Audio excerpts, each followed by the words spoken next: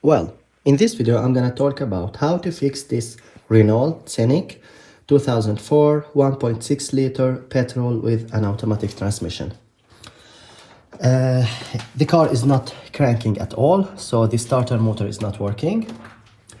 And the first thing we can check is the fuse box, and in this car is located, here is the battery, it's on the right of the battery from the front.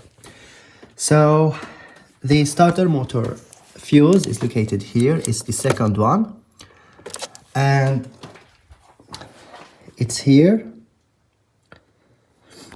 You can see this one, it's a 25 amperes, and it was blown on this car.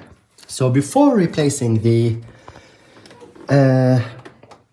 fuse, you can check why it was blown. So it may be because of many reasons, like for example wrong jump starting the car, or like other problems, or it may be like too much oil on the starter, so it can make like a contact, like wrong contact, electricity contact, or like a short maybe.